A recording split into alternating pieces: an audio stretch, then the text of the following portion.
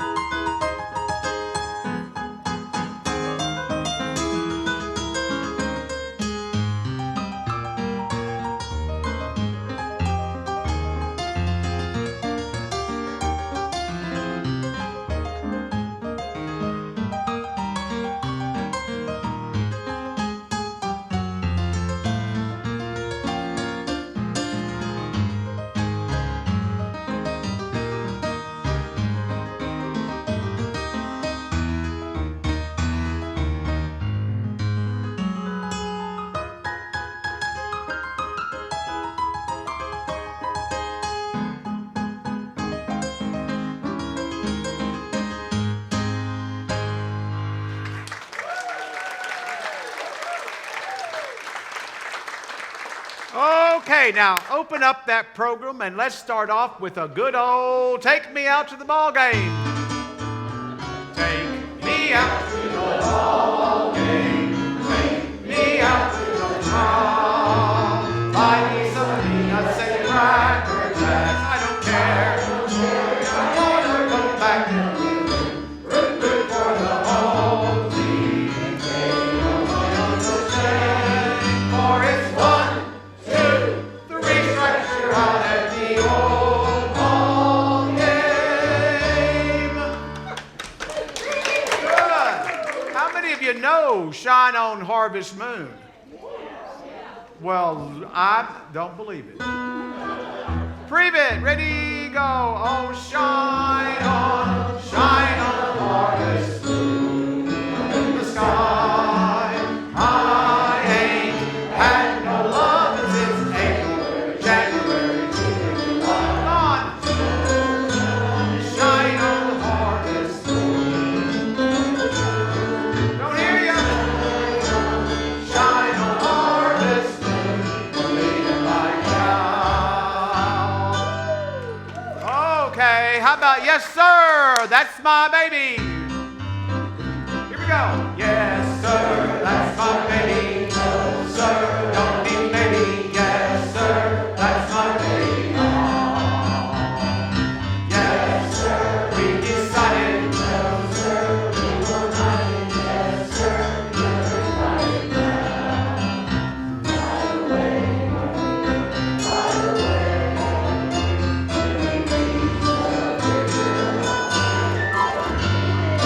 yes, sir, that's my baby. No, sir, don't be maybe. Yes, sir, that's my baby. Give yourselves a hand there.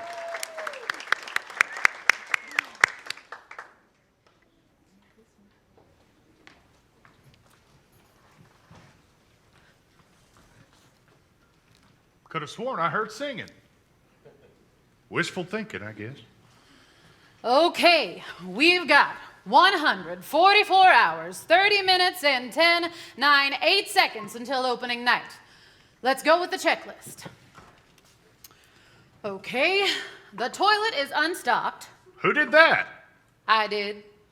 First rule of theater, you go where the work is. All right. For the rest of the rules, Rules? starting this week, so we all know and agree on what this place is for. A place to escape to for an evening. Fun, family entertainment. Don't offend the folks from Dallas, so no adultery depicted on stage. I don't think Gold in the Hills or The Dead Sister's Secret or those kind of plays. I don't care. In this opera house, everyone gets married at the end of the play. You can't say God and damn in the same sentence. Don't flush the toilets during the show. No toilets. Are the seats oiled? I got the chandeliers and sets first. Those are nice seats. Old seats. They creak. Just like you, Joe. If the entire audience stands up at the same time, it's gonna sound like Shrieks of the Damned. Or Critics. And we don't need that first night. Seats. Lights. Ugh. Who decided on these lights? They make this curtain look like it was puked up from hell. Harry, you got that? No green lights. How long have you been here, Harry? I've been here so long, Jesse James stopped by my house and had a drink. Well, fix the lights. Okay, we've got a lobby, a stage, and a balcony. Seats, we've got a piano, we've got a play, we've got actors and an audience. What else do we need? Luck? You've got me. Listen to this. It will be a big week in Granbury with the reopening of the Granbury Opera House. For those who said it can't be done, it will be a time of admitting they were not very optimistic. We salute the people who have spent time, effort, and money to see this dream come true. Joe and Louise Nutt, Jack M. Langdon, Billy Brock and her late husband, Dr. Roy Brock, James Wan, Dee Carpenter, Jerry and Dr. Robert Rawls, John Hughes of Hawaii, and producer Joanne Miller. What do you think about that? We're going to give this town something worth listening to. Is the press release ready? Right here. Lead article this weekend in the Hood County News. Did you hit the high points? Well, let's see. Joe Nutt's family came to Hood County from Missouri in the 1850s, including his grandfather and two blind great-uncles. Each of them left tracks in the sand here. They donated land, and this town began to grow. Good. Personal. Draws everyone in. The Granbury Opera House received many donations. The Moody Foundation came through with a grant. Texas Power and Light helped. Mrs. John R. Black and her family graciously donated the heating and cooling system. The Amon Carter Foundation gave $25,000. And Mary Jane Mingus and the group she put together from Tarleton are making an invaluable contribution of talent and support. Good. Acknowledge the backers. Let's see, buy tickets, list of prices, members of the cast, come to the show. There you go. That's it. Well, and we're including a photo of a cowboy kissing the girl and pointing his gun at the villain. God, it's awful. Who wrote that? You did, last week. Okay, I was distracted. Joanne, we still got so much to do. It's good enough to get us through opening night. Sorry. Good enough won't do. It's gotta be the best. It's not just the show. It's never just the show. Stop that! There's no business like show business, like no business I know. Everything about it is appealing, everything the traffic will allow. Nowhere could you get that happy feeling when you are stealing that extra bow. There's no people like show people, they smile when they are low. Even with the turkey that you know will fold, that night you're standing out in the cold. Still you wouldn't trade it for a sack of gold. Let's go on with the show. There's no business like show business, like no business I know. Traveling through the country will be thrilling, standing out in front on opening nights, smiling as you watch the theater filling, and there's your billing out there in lights. There's no people like show people, they smile when they are low. Yesterday they told you you would not go far, that night you open and there you are. Next stay on your dressing room, they've hung the star. Let's go on with the show.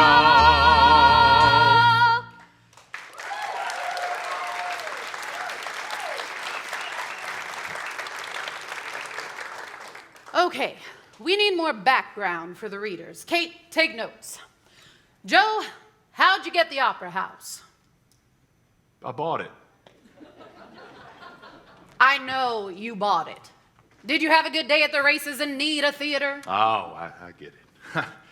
Well, Lou and I retired to Granbury, and she fell in love with the building. She said it was the heart of the square. I thought she was kidding. The place was a wreck.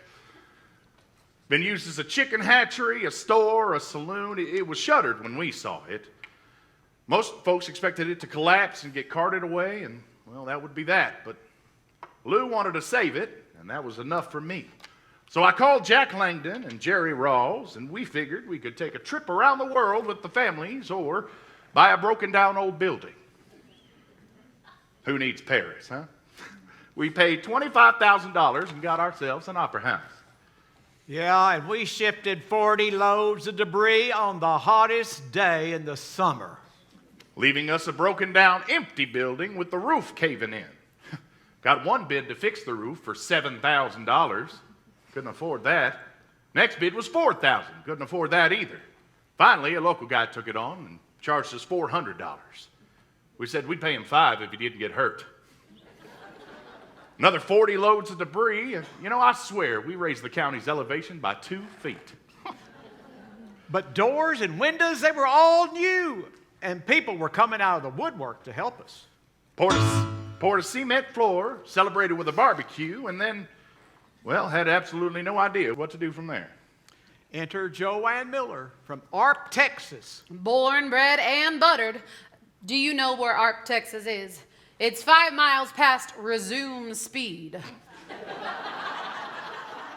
It used to be Strawberry, Texas, but that took too long to write, so they changed it to Arp. A true story. You wanted to be an archaeologist, didn't you? Best field for a woman. You get more interesting as you get older. I got my history degree and then decided to try acting. But you sang with Tommy Dorsey. He was always Mr. Dorsey. Heard me in a show and offered me a job. The Tommy Dorsey Band? My great-grandfather loved them. What was your favorite song? Well, the first song I ever did with the band was I'm Getting Sentimental Over You.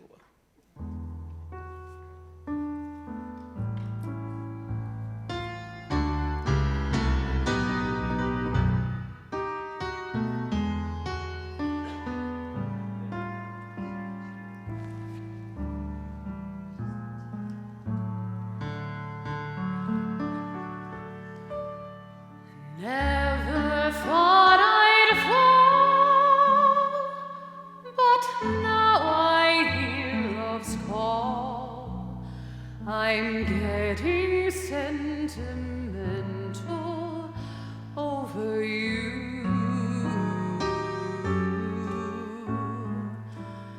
Things you say and do just thrill me through and through. I'm getting sentimental over you. I thought I was happy, I could live without love. Now I must admit, your love is all I'm thinking of.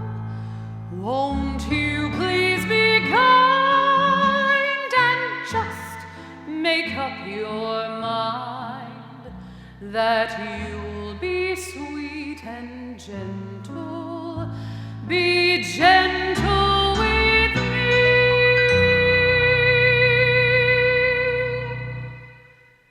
me, because I'm sentimental over you.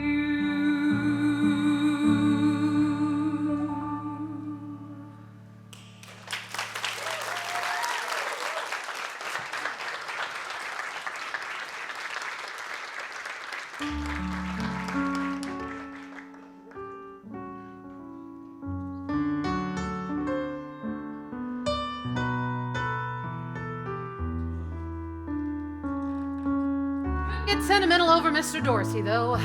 Tough guy. But he liked my singing. Did you ever get nervous? Nah, I always prepared myself for a show. How? Scotch. Finally left the band, bought a theater, sold that, bought another theater, played a few Fort Worth and Dallas clubs, and that's where you found me. We asked Joanne to visit and offer her opinion. Must have gotten an earful. Bought a pair of khakis and cowboy boots and took one look and got started. Lord, did we scavenge for this place. Found footlights, curtains, backdrops, and drapes at the Grand Palace Theater in Dallas. Found 400 seats somewhere else and bought them.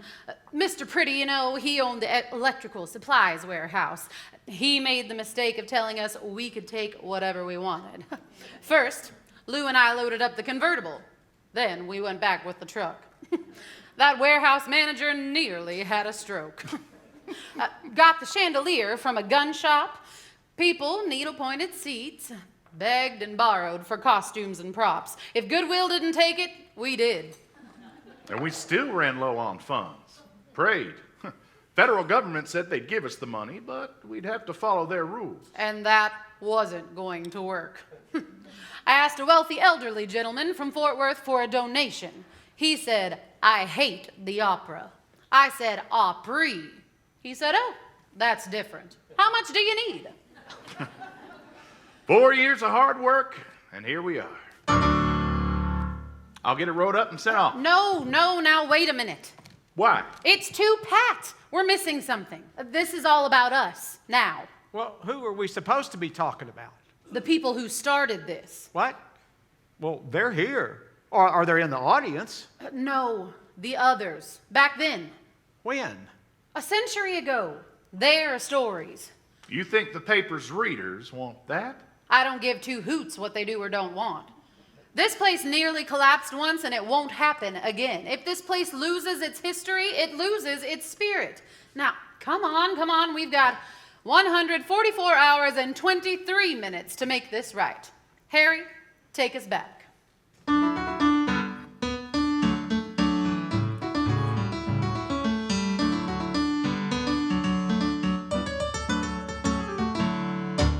$1835, Texas. What would become Hood County? An invitation to actors. Dear Joe, I have just returned from giving an entertainment in the Comanche villages on the northern frontier, where we nearly escaped scalpation. But if you'll come to Texas, glorious chances in making our fortunes and giving an entertainment. Come out. Tough folks out here. Fought off cyclones. Mr. Hicks was driving when the cyclone took him, the buggy, and the horse through a fence and into a wheat field. They all survived. Grasshoppers. Grasshoppers up on Bear Creek took in a 75-acre patch in less time than it would take the owner to telegraph the Department of Agriculture in Washington. Bad guys. John Trumbull reports that he received a note and was told to leave the neighborhood or be shot. The county attorney advised him to stay and defend himself. That evening, Trumbull stood off a party of 6 men who surrounded his house. After exchanging a good many shots with Trumbull, the assailants retired. If anyone was hurt, it's not yet been made public. Angry women. The Granbury Vidette says that Mrs. Jones, the first wife of Mr. Jones, has heard of his whereabouts and is coming across the Mississippi with the children to claim support. If the effect of this notice has been a rapid depreciation of farms and town lots in Granbury. Every old reprobate in these parts is crazy to sell out. There was sorrow. A sad affair occurred on Tuesday evening, which resulted in the death of one of our citizens who, while engaged in skinning a squirrel, accidentally struck himself with the pocket knife and died. And sarcasm. They whip editors to death in Turkey for telling the truth. In our opinion, it would be a safe place for the editor of the Waco Register, the Granbury Vidette. Now, Texas had opera houses and theaters and a big hunger for culture, just a bit different. Why, in Palestine, the famous actor and sharpshooter Frank Frayne was ready to shoot an apple off the head of a nervous actress. Frayne stopped and took aim. Then a huge cowboy jumped up from the audience, pushed back his sombrero, aimed his pistol at the actor, and said in a very firm voice, "Don't shoot or I'll pulverize you." "Please, Frank, don't anger the gentleman," cried the actress. "He means what he says." "You bet your boots, gal. I do." So the scene ended with everyone intact, and they repeated the first act to make sure they gave the audience its money's worth. Other times, Texas audiences provided more drama than the show. A traveling theatrical troupe was exhibiting in a schoolhouse, and dancing was indulged in during the performance. The Reverend Mr. Mitchell objected. "Dancing is the devil's work. The fiddle is the devil's box, and these actors are the devil's workers. They have no place in a school or with people who honor the Lord." Now, as you may imagine, this busted up the performance pretty quick. The troupe hedged their bets and their safety and took off for the train with the ticket money, leaving behind a disgusted audience which had paid for a full show. So, what else would Texans do? A debate was begun about suffrage and women in general. Of course, the debate became very enthusiastic. The chairs flew and the pistols were drawn. But good report, only several people were wounded. Texans clearly appreciated theater. Granbury's enthusiasm may have begun around 1873, when a stranger rode into town. Richard III. O coward conscience, how dost thou afflict me? The lights burn blue, it is now dead. Midnight, cold drops upon my trembling flesh. Is there a murderer here? No. Yes, I am. Then fly. What, from myself? I am a villain. No. Yes, I am.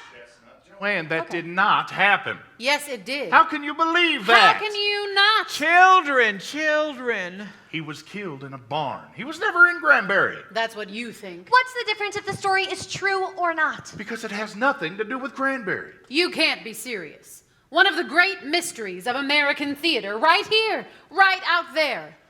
1865, April. Ford's Theater. The show was Our American Cousin, an ordinary comedy. Entering the box, a tall, solemn man and his petite wife. Then in the box, an actor from the first family of drama, intent on saving the South. Bang! Thus always to tyrants. Jumps to the stage, falling, catches his boot heel, snaps his ankle, yet limps into the shadows and to his horse. Lincoln is near death. Days later, Garrett's farm, Federal soldiers, gunshots, a body. The government said it was Booth. The body was taken and buried secretly in Washington, D.C. And that was that. Or was it? 1870s, Granbury. John St. Helen from Glen Rose in Point South and somewhere back east. A bartender, horseman, quiet, unassuming, dark-haired, and he walked with a limp. Mrs. Riley of Granbury remembered him in later years.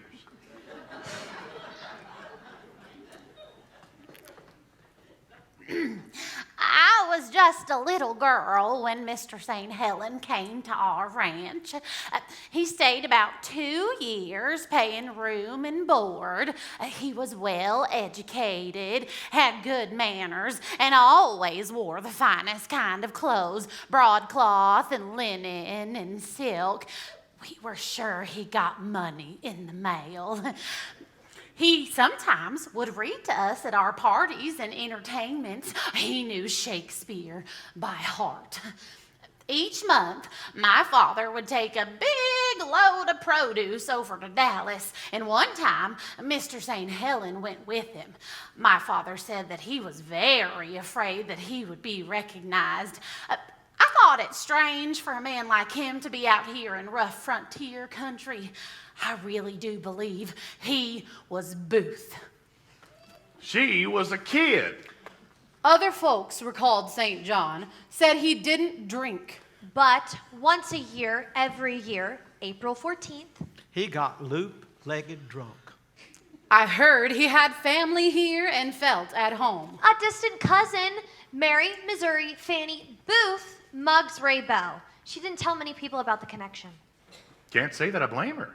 From all accounts, he was well liked.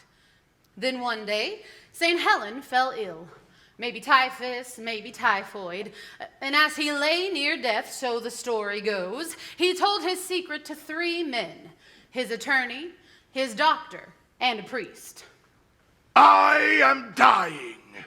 My name is John Wilkes Booth, and I am the assassin of President Lincoln. Notify my brother Edwin Booth of New York City. Oh, that I may forget and be forgotten, and whisper to my weary soul, peace, be still. But as for me, except in death, there is no rest. But despite all the drama, St. Helens survived and left Granbury. Some say he moved deeper west into Texas. Some say he hied for Oklahoma. No one knows. Imagine, right here. That's all it was, right here and imagined. The guy was a fake. I wonder What? if he ever walked the square on a cool spring evening, thinking, regretting. He grew up on the stage. He conquered the stage, and he murdered the good name of the stage. I think that man was haunted every second of his life, wherever he lived it. So how do you top John Wilkes Booth? You build a theater. Kerr's Hall, this opera house, 1888. Shows began 1891. Plush seats, red as sunset. Painted backdrops, gaslight, and music. Another rule, please remove your spurs before entering the balcony. Yes, this place was classy. I heard that once at the Adelphi in Fort Worth, some actors left a performance before the next show, taking everything, including the chairs, the curtains, and the drinking glasses. Joe, make a note. Count the seats before we close. There were 8 saloons on the square. Actors, low morals, high drama. Girls in tights. Bottom floor saloon. Second floor seats, top floor balcony. Farmers would come in and stop in for refreshment while their wives headed on upstairs to the show. And everyone was happy. And the shows. Oh, the shows. Mr. Kerr has built a large stage and put in 200 chairs. Come see the Robert A. Neff Comedy Company. 20 first-class artists, brass band, orchestra, special scenery, free concert outside at 7 p.m. Of course, the theater could easily transgress. Don't walk near the hall, ladies. Keep your eyes down and your thoughts pure. In Kerr Hall, you may see stories that will shock you. Romance, adventure, murder, most foul. Mr. Kerr apologizes for the shocking behavior of some of the ladies in Newcomb's American Comedy Company. He will investigate as closely as possible regarding the character of troops that propose to occupy his hall and will not allow the people to be imposed upon if he can avoid it. But now and then, a tough concern may slip in spite of him. Bet they showed things that rarely saw daylight. But like all theaters, Kerr's was admired one day, and then it was the den of iniquity. Where youth lost its innocence and ladies got to see men in tights.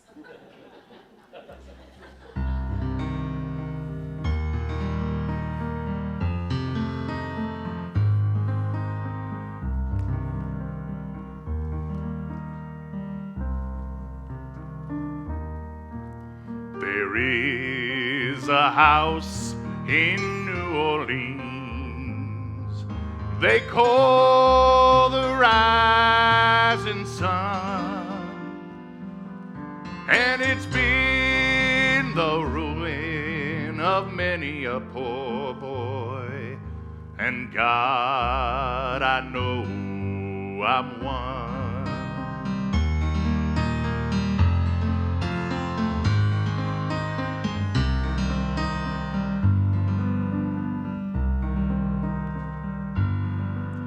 My mother was a tailor. She sewed my new blue jeans. My father was a gambling man down in New Orleans.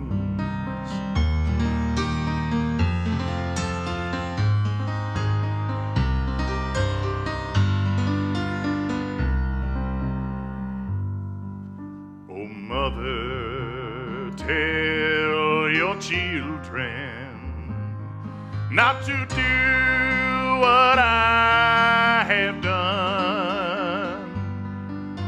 Spend your life in sin and misery in the house of the rising sun.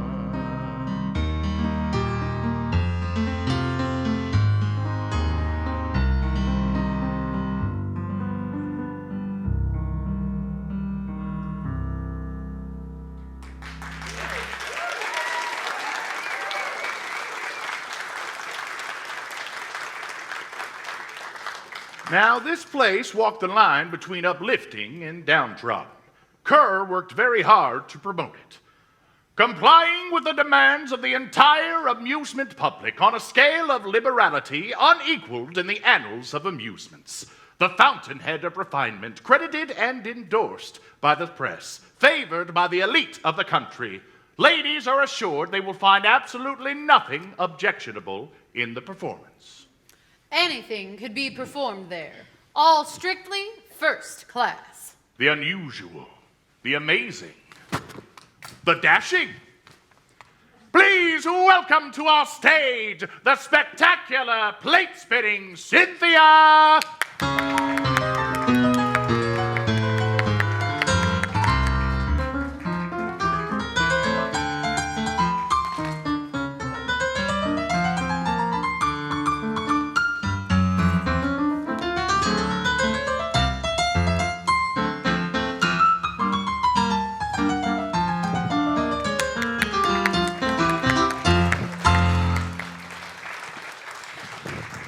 And now, marvel at the mystifying magic of Miragio.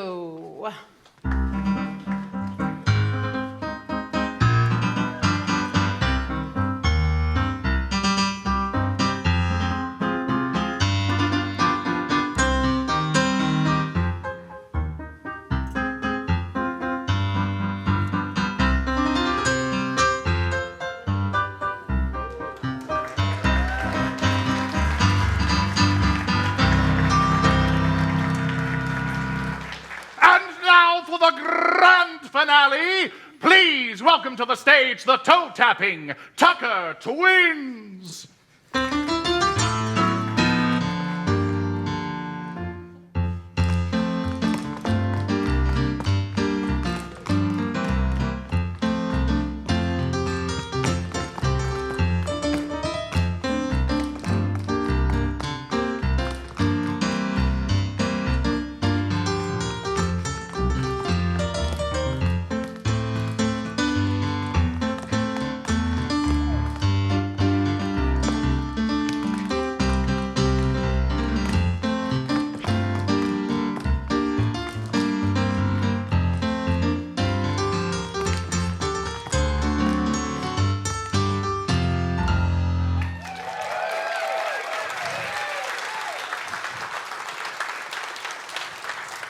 It must have been fabulous. The audience never knew what to expect. And neither did the actors. But I still don't get it. What? With all this, an opera house, a town that embraced the brilliant and the bizarre, why did it close? Well, by the 20th century, it wasn't the only game in town. And the building was tired, getting older. Then, of course, there was the nation problem. What? Who? Well, some towns put it bluntly. All nations are welcome here, except Carrie Nation. Carrie Nation hated liquor, corsets, tobacco, and short skirts. 1895, April, the Granbury News. There will be held a temperance mass meeting at the Methodist Church on next Sunday.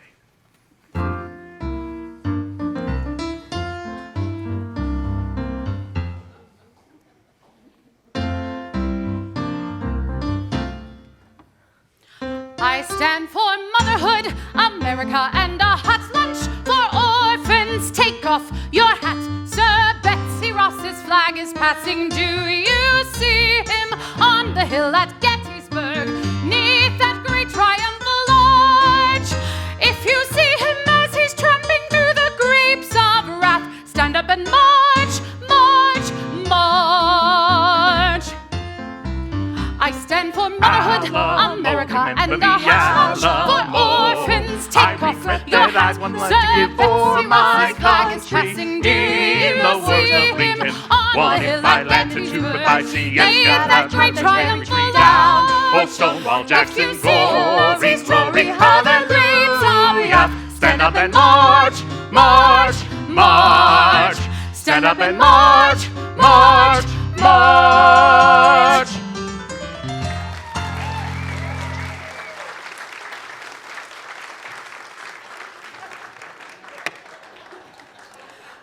I believe in hatchetations.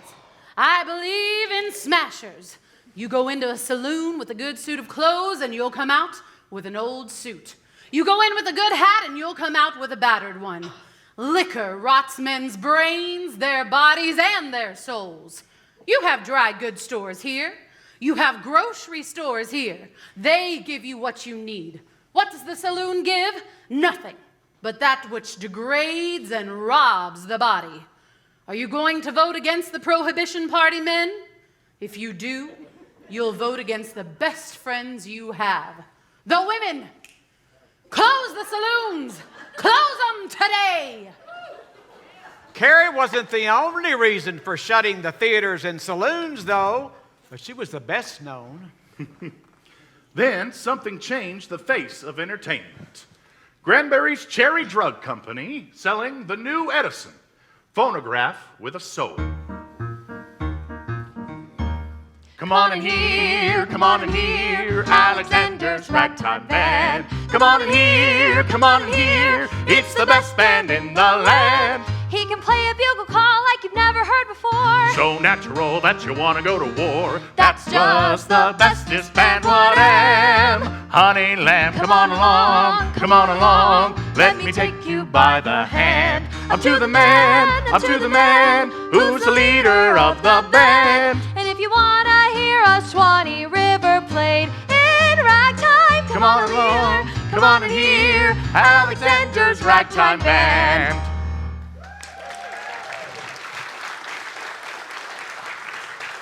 I guess the Opera House was old-fashioned. Couldn't pay the bills. So by 1913, bam, bam, and bam, gone. Granbury, through war, market crashes, crop failures. Hood County News. Jazz, gambling, and drinking have become so demoralizing that thoughtful people are alarmed for the future of this country.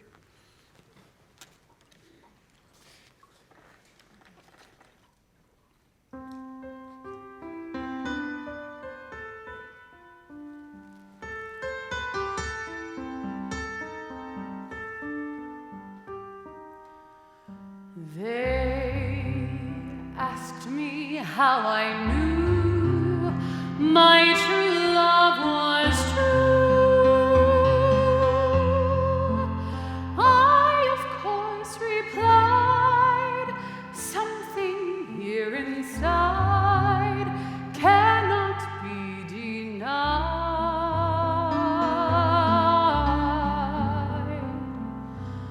They said, someday you'll find all who love are blind.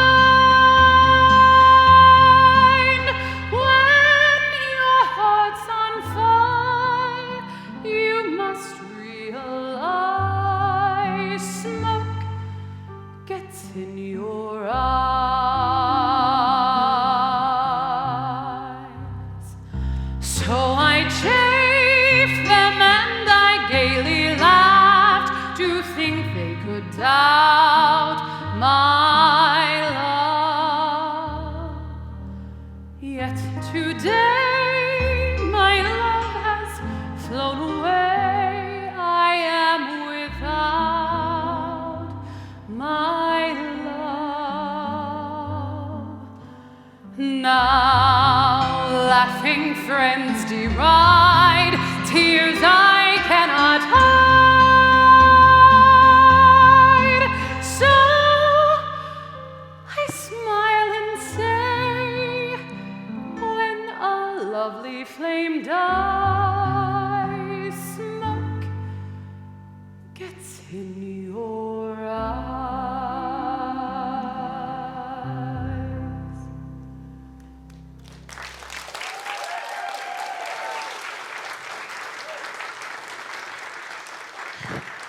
Then the greatest generation went off to war, and the Opera House watched over the town. Granbury, 1943. Mr. and Mrs. Armstrong heard from their son, who was in Trinidad Islands, doing fine and plenty to eat. Miss Nell Rose Parks and Sergeant Tommy Glenn married Tuesday. Captain Barkis Arrowhood was here to visit his wife and baby.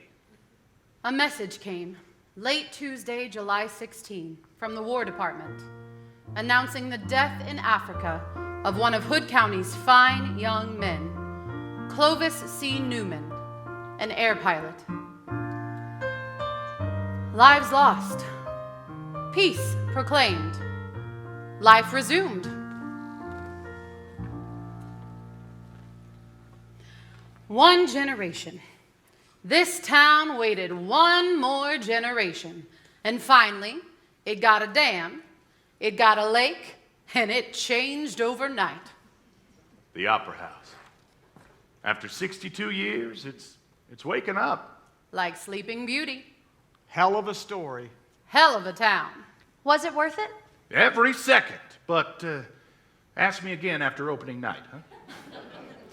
Okay, you got that, Joe? Now get it to the press. They'll love it.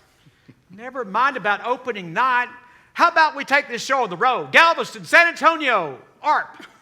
We are going to stay right here.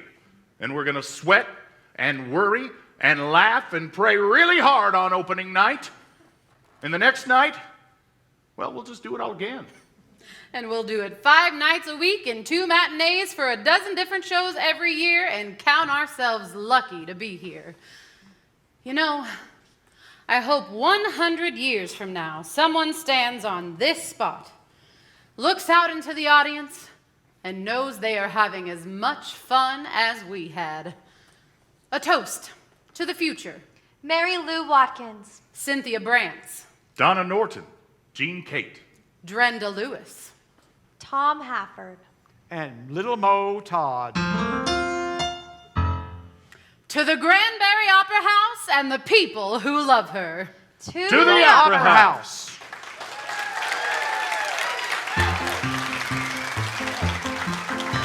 The stars at night are big and bright. Deep in the heart of Texas, the prairie skies are wide and high. Deep in the heart of Texas, the sage in bloom is like perfume. Deep in the heart